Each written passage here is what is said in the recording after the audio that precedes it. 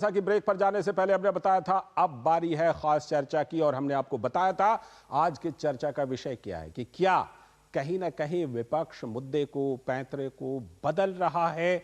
4 चरणों के चुनाव के बाद कुछ फीडबैक मिल रहा है क्या? इसी पर आज की खास चर्चा के लिए हमारे साथ हमारे सलाहकार संपादक विनोद मिश्र जी जुड़ गए हैं और साथ में हमारे साथ डॉक्टर कौशल कांत मिश्रा जी हैं, भारतीय जनता पार्टी के प्रवक्ता। बहुत बहुत स्वागत कौशल कांत मिश्रा जी। हमारे साथ अबू शर्मा जी हैं जो कांग्रेस के प्रवक्ता हैं। बहुत बहुत स्वागत आपका भी अबू शर्मा जी इस चर्चा में। मैं चर्चा को विस्तार विनोद जी के जरिए देता हूं। विनोद जी, क्या 2 चीजों को लेकर के बताइए कि 4 चरणों के चुनाव के बाद ये 2 बयान को कैसे समझा जाए। एक तो ममता बनर्जी जिन्होंने बोला था कि एकला चलो रे, अब कह रही हैं कि नहीं, सरकार जो विपक्षी अगर बनती है उसको बाहर से देंगे समर्थन, मतलब पूरी तरह कटे हुए नहीं है। और दूसरी तरफ मल्लिकार्जुन खड़गे जी 4 चरणों के बाद कह रहे हैं कि 5 क्यों, हम तो 10 किलो देंगे। लाल जी, चौथे चरण के बाद आप देख रहे हैं कि जो देश में एक राजनीतिक माहौल जो है बना है और जिस तरह से आप पोलिंग देख रहे हैं उत्तर से दक्षिण और पूरब से पश्चिम तक, तो जाहिर सी बात है पॉलिटिकल पार्टीज में अपना अपना पोजीशन लेने का तो एक वक्त तो है। अब अगर आप ये देखिए कि खुद गृह मंत्री अमित शाह ये दावा करते हुए है कि 4 चरणों में मोदी सरकार को, बीजेपी को पूर्ण बहुमत मिल गया है जी, तो उसके जवाब में आज देखिए कि सारे इंडिया गठबंधन के सारे नेता अपने अपने तरीके से भविष्यवाणी कर रहे हैं। आज भी अखिलेश यादव और केजरीवाल लखनऊ में थे, ज्वाइंट प्रेस कॉन्फ्रेंस कर रहे थे, तो उस समय में उन्होंने अपनी पार्टी का तो वो नहीं बताते हैं, लेकिन वो एनडीए के बारे में जरूर अपनी भविष्यवाणी करते हैं। कल मल्लिकार्जुन खड़गे ने भी एनडीए की भविष्यवाणी की थी, लेकिन अपनी पार्टी की कितनी सीटें मिल रही है उसकी बात चर्चा वो शायद नहीं करते हैं जी। रही बात कि जहाँ आज ममता बनर्जी ने जो कल बात कही है इंडिया गठबंधन को बाहर से समर्थन देने की बात, वो भी एक तरह से एक पॉलिटिकल आप कह सकते हैं कि वो बंगाल में जो सिचुएशन और फीडबैक मिला है तो उनको ये लग रहा है इस चीज को कि इंडिया गठबंधन के साथ में लड़ते हुए और जिस वोट बैंक के लिए ये गठबंधन मिला था शायद उसमें उनको लगा कि कुछ डेंट हुआ है। तो अब ममता बनर्जी का एक नया ये शिफ्ट है कि वो कह रही हैं कि जो इंडिया गठबंधन की सरकार बनेगी तो उसका वो बाहर से समर्थन देंगे। इसका मतलब सीधा है कि वो एक सर्टेन जो खास वर्ग है उसको बता रही है कि हम इंडिया गठबंधन से अलग नहीं है, हम भी वही हैं। लेकिन सवाल सबसे बड़ा ये है कि ममता बनर्जी इंडिया गठबंधन को में कभी भी राहुल गांधी को नेता मानने के लिए तैयार नहीं होगी। और जैसे ही ममता बनर्जी का ये बयान आया है कि इंडिया गठबंधन को हम बाहर से समर्थन देंगे, तो आज आप देख लीजिए कि दिग्विजय सिंह ने कहा है कि कांग्रेसियों के दिल में तो सीधे राहुल गांधी है और वो राहुल गांधी प्राइम मिनिस्टर बने इसलिए इतने सारे कांग्रेसी मेहनत कर रहे हैं। उनका किसी और के नेता के साथ कोई लगाव नहीं है, वो राहुल गांधी को प्रधानमंत्री बनाना चाहते हैं। अब जैसे ही वो प्रधानमंत्री का नाम सामने में लाएंगे तो जाहिर सी बात है कि सबसे ज्यादा दिक्कत ममता बनर्जी को ही होगी। रही बात जब आप ये शिफ्टिंग कैसे हो रहा है, अब चुनाव का जो है पूरा कांग्रेस का वो रायबरेली अमेठी में शिफ्ट हो गया है। अब अगर लखनऊ पहुंचते हैं मल्लिकार्जुन खड़गे पार्टी अध्यक्ष, तो उनको लगता है कि जो 5 किलो वाला अनाज है उसको 10 किलो अनाज करने में शायद कुछ ज्यादा इसका असर बिहार और जो वहाँ उत्तर प्रदेश के जो कुछ खास सीटें हैं उस सीटों पे उसका इम्पैक्ट होगा। तो वो सीधे कहते हैं कि हमारी सरकार आएगी तो हम 10 किलो देंगे। लेकिन वो भूल जाते हैं कि उसी रायबरेली में प्रियंका गांधी ने एक दिन पहले ही कहा था कि ये 5 किलो अनाज से क्या तुम्हारी समस्याएं दूर होगी, क्या ये 5 किलो अनाज आत्मनिर्भर तुम्हें बनाएगा। तो इसके बैकग्राउंड में सिर्फ एक चीज समझे, कंट्राडिक्शन तो इनके अपने लोगों पार्टियों में है वो अलग बात है, लेकिन सवाल ये है कि आज देश के जो 80 करोड़ लोगों के बीच में ये अनाज पहुंच रहा है, ये फूड सिक्योरिटी एक्ट है और उसको कांग्रेस बार बार कहती है ये हमारा ही है। लेकिन ये याद करने की जरूरत है कि जब सुप्रीम कोर्ट ने कहा कि ये इतने देश में इतने अनाज सर रहे हैं गोदामों में, एफसीआई के गोदामों में, उसको आप लोगों के बीच क्यों नहीं पहुंचाते हैं। केंद्र सरकार में मनमोहन सिंह के प्रधानमंत्री में शरद पवार का वो वक्तव्य याद होगा आपको कि उन्होंने कहा कि लोगों के बीच में ये अनाज पहुंचाना मुश्किल है। बिल्कुल। और इसको अगर प्रधानमंत्री मोदी ने पिछले 5 साल से ये दिखाया है कि लोगों को अनाज पहुंचाया जा सकता है, उनके दरवाजे पे पहुंचाया जा सकता है, तो आप कह सकते हैं कि लोगों में इस बात का जरूर भरोसा है। बिल्कुल, ये भरोसा है। और अबू शर्मा जी, क्या 5 किलो अनाज अगर आत्मनिर्भर नहीं बनाता है तो क्या 10 किलो अनाज आत्मनिर्भर बना देता है? ये बात अब समझ में आ रही है? सभी साथियों को नमस्कार। नमस्कार, स्वागत। जब से इंडिया गठबंधन बना ना, हम लोग बयानों का सागर में तैरते थे। हाँ, चाहे इंडिया से बयान आ रहे हैं, इंडिया गठबंधन के तरफ से, अलग अलग पार्टियों के तरफ से, हमारे पार्टी के तरफ से और भारतीय जनता पार्टी की तरफ से जी। ये बयानों के सागर में तैरते तैरते 4 चरण का चुनाव हो गया और 4 चरण का चुनाव में खुफिया जानकारी जो आदरणीय प्रधानमंत्री जी को मिली वो बहुत चौंकाने वाला है। सीधा प्रधानमंत्री को यह पता चल चुका है जो हर चरण में 20-25 सीट से ज्यादा भारतीय जनता पार्टी को नहीं मिल रहा है। तो अच्छा। अभी हमको हाथ जोड़ से विनती कर रहा हूं, ये बयानों का सागर में हमको तैरने के लिए मत उतारिए। हम अभी कोशिश कर रहे हैं, ये जो बाकी 3 चरण बचे हुए हैं ना, वो 3 चरण में हम भारतीय जनता पार्टी को 150 से 100 के नीचे ला सकता हूं या नहीं। अभी हमारा ये लड़ाई है, भारतीय जनता पार्टी को हम 100 के नीचे लाने की कोशिश कर रहा हूं। बाकी तो जो होना है हो गया। अभी हमारा जो कोशिश है हम उसमें मस्त है और हम जश्न मना रहे हैं जो देश का जनता के ऊपर भारतीय जनता पार्टी ने जो बोझ डाला था। तो 100 से नीचे लाने के लिए ही ये जो अनाज वाला मामला है, ये 100 से नीचे लाने की कोशिश। हाथ जोड़ से विनती कर रहा हूं, बयानों का सागर में हमको चुनाव है ना, तो चुनाव तो बयानों पर ही होता ही है अबू जी। आप जानते हैं सारे चुनाव बयान पर ही तो होते हैं। साहब हाथ जोड़ के विनती कर रहा हूं, हमारा अभी 1.1 बिंदु का फोकस है भारतीय जनता पार्टी को।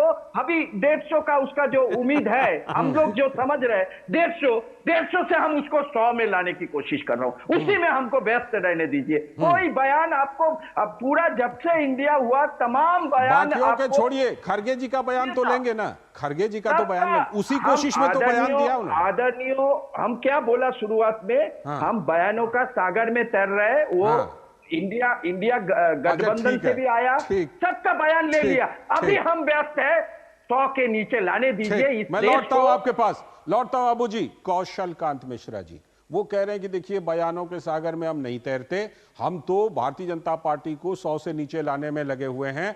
लेकिन कहीं ना कहीं जो चीजें आ रही हैं, कांग्रेस जिन चीजों का मान लीजिए 5 किलो अनाज का विरोध करती, पूरा विपक्ष करता रहा, अब कह रहे हैं कि हम 10 किलो देंगे। ठीक, तो कहीं ना कहीं ये जो लाभार्थी वर्ग वाला है, ये क्या लोगों को प्रभावित कर रहा है? और आपको लगता है कि ये योजना और ऐसी योजनाएं आपके लिए एडवांटेज हैं?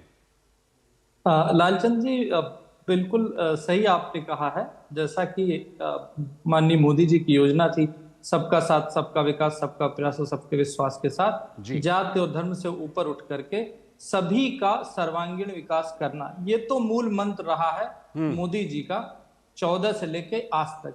लेकिन मुझे बहुत आश्चर्य पता पड़ा है कि कांग्रेस ने अपना जो उनका प्लानिंग वाला जो कांग्रेस का मैनिफेस्टो नहीं, जो उनका मूल क्या बोलते हैं उसको, जो इनका पॉलिसी डॉक्यूमेंट है, वो बदल दिया। आज मुझे पता चला कि यहाँ पर जो प्रवक्ता महोदय आते हैं वो पॉलिसी चेंज करते हैं, बाकी अध्यक्ष राहुल गांधी, प्रियंका जी तो सब ऐसा ही है। प्रवक्ता ही कांग्रेस पार्टी चला रहे हैं, क्योंकि ये तो कह रहे हैं ना कि बयानों के सागर में हमें मत डुबोइए, हमें जीतने दीजिए।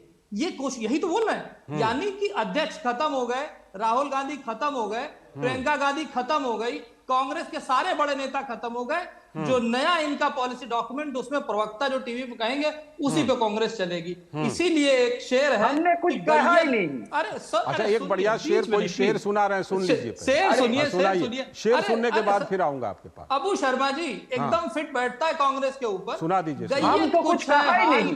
शेर सुनिए, शेर सुनिए। हाँ, सुनाइए। गैयत कुछ है, हाल कुछ है, लेबल कुछ है, माल कुछ है, ढपली कुछ है, राग कुछ है। यही कांग्रेस का हाल है। और आप कह रहे थे ना दिन प्रतिदिन इनके बयान बदलते हैं। अरे दिन प्रतिदिन ही नहीं, नेता दर नेता भी इनके बयान रोज बदलते हैं। तो इन्हें पता ही नहीं इनकी पॉलिसी क्या है, इनका रास्ता क्या है। ये केवल भटकाने, लटकाने, झटकाने और झूठ का प्रोपोगंडा करने की। आप देखिए ना जिस तरीके से बयान आ रहे हैं, आप देखिए कि 5 किलो अनाज देने से आत्मसम्मान नहीं आता, बेरोजगारी नहीं आती, महंगाई नहीं आती, हमने ये और जिक्र किया 10 किलो अनाज से आ जाता है। तो ये तो मतलब अजीब सी बात है ना। ये मुझे नहीं मालूम था। खैर बहुत अच्छा, बधाई है कि आजकल कांग्रेस अब प्रवक्ता चला। ठीक, लौटता हूं। अबू जी आपके पास भी आऊंगा, आपकी प्रतिक्रिया लूंगा, लेकिन विनोद जी के पास मैं थोड़ा पहले चलता हूं, उसके बाद फिर आपके पास आ रहा हूं। विनोद जी, मुझे एक बात लगती है और मुझे बताइएगा कि क्या मैं ये सही कनेक्शन जोड़ रहा हूं। रायबरेली के चुनाव से पहले क्या कांग्रेस थोड़ी ज्यादा एक्टिव आपको नजर आ रही है? क्योंकि देखिए सोनिया गांधी ने वीडियो संदेश जारी किया था, अब मल्लिकार्जुन खड़गे 10 किलो अनाज की बात कर रहे हैं। क्या रायबरेली चुनाव से पहले कांग्रेस थोड़ी ज्यादा एक्टिव हुई है, थोड़ी ज्यादा फोकस कर रही है, और क्या इसके पीछे कोई वजह आप देखते हैं क्या? लाल जी, पहले तो मैं शर्मा जी के बयान का स्वागत करूंगा। कौशल जी जो बात कर रहे थे वो तो अपने दोनों पार्टी के लोग अपनी तरीके से इस बात को निपटाएंगे कि बहुत शानदार बात कही है शर्मा जी ने। और सबसे बड़ी बात क्या है कि उन्होंने जो कहा है कि बयानों के समुंदर में, सागर में मुझे मत उसमें ये लगाइए, और बहुत शानदार बात की है। लेकिन शर्मा जी, ये पूरा इलेक्शन कांग्रेस पार्टी ने बयान बदल बदल के ही चुनाव का अपना एक अलग पोजीशन लिया है, अलग अलग जगह में जी। बिहार में कुछ, उत्तर प्रदेश में कुछ, साउथ में कुछ, आप नॉर्थ में कुछ। तो ये पूरा इलेक्शन का आपका ये 5 न्याय और 25 गारंटी का जितना आपका एक डॉक्यूमेंट था, ऑफिशियल डॉक्यूमेंट, जिसको आपने कहा था कि ये हम देश में लेके जा रहे हैं, उसके बदले आपने कैसे कैसे चेंज किया है कि संविधान खतरे में, लोकतंत्र खतरे में। साउथ में जाते हैं तो आपका ओरिजिनल भाषा पे ये प्रहार होगा। कोई भी चीजें छोड़ी नहीं है पिछले, अगर मैं गिनाऊं अगर लिस्ट के साथ में, तो पूरे 2 महीने के इस दौरान में कम से कम राहुल गांधी ने ही अपना कम से कम 200 से ज्यादा बयान बदले हैं। आप उस बयान को रिजेक्ट कर देंगे? ठीक है। ये बयान जो है, मैं पूरी बात कह लूं, ये दाग अच्छे हैं। ये शर्मा जी, पॉलिटिकल में अगर आप कैंपेनिंग में उतरते हैं तो ये दाग अच्छे हैं कहते हैं, लेकिन आपको अब डर सताने लगा है। जब पीएम मोदी ने कहा है कि आप ये सो कॉल्ड सेकुलर पार्टी हैं, वो सांप्रदायिक हैं, और उन्होंने ये प्रूफ करके दिखाया है। आप जिस सेकुलरिज्म के नाम पे इस देश में लोगों को धोखा दे रहे थे, प्राइम मिनिस्टर मोदी आज रैलियों में, रोड शो में आपको एक्सपोज कर रहे हैं। ठीक है। अब आपको लग रहा है कि हमारा बयान जो है वो भारी पड़ रहा है, तो आप पल्ला झाड़ रहे हैं। आपको लगता है कि मतलब बयानों में, क्योंकि आपका आकलन है कि क्योंकि बयानों में पिछड़ रहे हैं, इसीलिए बयानों से पीछा छुड़ाना चाहते हैं। जब कभी भी आरक्षण का मुद्दा उठाया तो उन्होंने लगा दिया आपको कि आपने कर्नाटक में कैसे सारे मुस्लिम को आरक्षण दिया। आप जब राम मंदिर के बात उठाया तो उन्होंने कहा कि राम मंदिर प्राण प्रतिष्ठा के लिए आपको शिलान्यास के लिए इनविटेशन मिला, आप नहीं गए, तो ये कौन सा आपका सेकुलरिज्म था? तो जाहिर सी बात है, आपके हर पॉइंट का, लोकतंत्र से लेके, सेकुलरिज्म से लेके, आरक्षण से लेके, हर का एक एक बयान का प्राइम मिनिस्टर मोदी जब देने लगे हैं, तब जाके आप ये बात आप कह रहे हैं कि हमें बयानों पे नहीं जाना है। ये बात समझने लायक है शर्मा जी। ठीक, मैं अबू जी के पास आ रहा हूं। अबू जी, एक तो जो आप रिएक्शन देना चाहते हैं वो जरूर दीजिए, और साथ में ये भी बता दीजिए,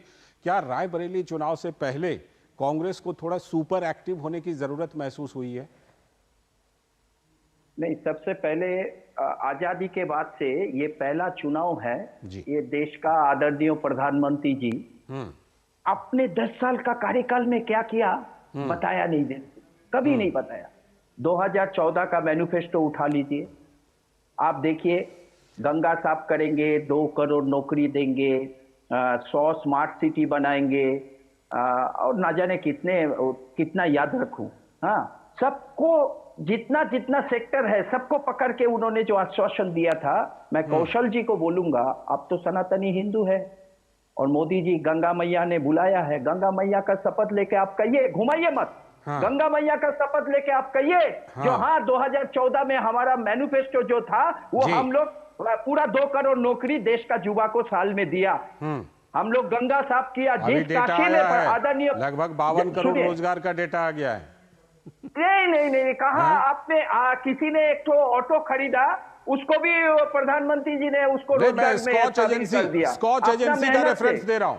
अरे वो भारतीय जनता पार्टी का कितना एजेंसी है, कितना झूठा राजनीति 97 में बना है वो भारतीय जनता पार्टी का, कहां से हाथ जोड़ से विनती कर रहा हूं ना, हमको अभी हमारा 1 पॉइंट एजेंडा है, 100 के नीचे उसको लाना है और उसमें हम मेहनत कर रहे हैं। हाँ। बयान तो चुनाव के पहले से आप लोग दे रहे हैं, और उस चुनाव के पहले से इतना बयान देने के बाद, इतना डीडी न्यूज का सपोर्ट रहने के बाद भी प्रधानमंत्री के पास डीडी न्यूज का सपोर्ट आपके लिए भी है, सभी के लिए। विनोद जी को पता है, विनोद जी को पता है मैंने क्या आपके लिए भी है, विनोद जी हमारा समझ गए, हाँ, विनोद जी समझ गए। वो खुफिया रिपोर्ट जब रात में आदरणीय प्रधानमंत्री जी के पास जाते हैं तो वो चौंकाने वाला रिपोर्ट जाता है भाई।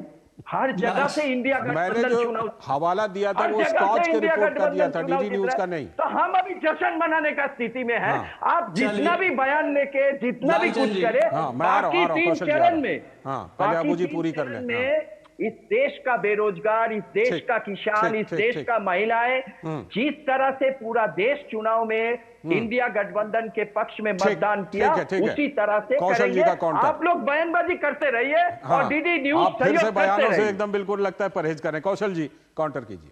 अबू शर्मा जी, बयान के ऊपर नहीं मैं जाऊंगा, एक हकीकत की बात करते हैं जो सीरियस डिस्कशन है। जिस तरीके से ममता जी ने अपना पैटर्न बदला है और पहले वो समर्थन नहीं कर रही थी, अब वो कह रही कि वो बाहर से समर्थन करेंगे, इससे बंगाल में ममता जी की खिसकती हुई गद्दी नजर आ रही, हिलती हुई गद्दी नजर आ रही है। हकीकत यह है लोकसभा चुनाव में जिस तरह से भारतीय जनता पार्टी वहां बढ़ चढ़ करके आने वाली है, ये ममता जी को एहसास हो गया। तो जो 2 साल बाद बंगाल के इलेक्शन होने वाले हैं, अब ममता जी को लग रहा है कि प्रधानमंत्री सिर्फ तो गई, चीफ मिनिस्टर सिर्फ भी ना चली जाए, इसलिए उन्होंने ये पॉलिसी के तहत दूरदर्शिता के साथ कांग्रेस को अपने पाले में लाने के लिए ये कहा है। ये तो रही हकीकत। अब जो मेरे मित्र कह रहे थे कि ये काम की बात नहीं करते, अरे साहब काम की बात तो इतनी करी है, पर वो आप लोग उसको झूठ का आंकड़ा बताते हैं। गंगा जी की सौगंध खाते हैं, आपने कहा था ना गंगा की सौगंध खा के बोलिएगा, गंगा की सौगंध खा के कहते हैं, जैसा आंकड़े कहते हैं कि 2014 का जो मैनिफेस्टो था उसका लगभग लालचंद जी गंगा साफ किया आपने, सुनिए ना, 97% से ज्यादा वादे पूरे हो चुके हैं। 2014 के इलेक्शन के लालचंद जी का तरीका नहीं होता। मैंने इनको प्यार से सुना और मुझे टाइम भी नहीं दिया गया। जल्दी से कंप्लीट कर दीजिए क्वेश्चन। और 97% वादे पूरे हो गए 2014 के मैनिफेस्टो के, और 94% पूरे हो गए हैं 19 के इलेक्शन के। और बता देते हैं ये डेटा लेकर के लोगों के बीच जाइए। अभी भी 3 चरण के चुनाव हैं, सबसे बड़ा रेलवे प्लेटफॉर्म, अभी भी 3 चरण के चुनाव, सबसे लंबे हाईवे टनल, सबसे लंबी फिलहाल समय की कमी है। शुक्रिया कौशल जी, आपका भी शुक्रिया, और विनोद जी आपका भी इस खास चर्चा में भाग लेने के लिए शुक्रिया। आगे फिर हम लोग इन मुद्दों पर बात करते ही रहेंगे। अभी वक्त है एक ब्रेक का, और ब्रेक के बाद जब लौटेंगे तब बात करेंगे कि सीएम हाउस का सस्पेंस क्या है, दिल्ली के सीएम हाउस का, क्योंकि स्वाति मालीवाल कहां हैं, क्या कर रही हैं, इस पर सस्पेंस है। करेंगे बात। बेटा कहता है पापा बीमा ले लिया होता तो आज हो जाता ऑपरेशन। अब हमें कौन बीमा देगा 70 के बाद।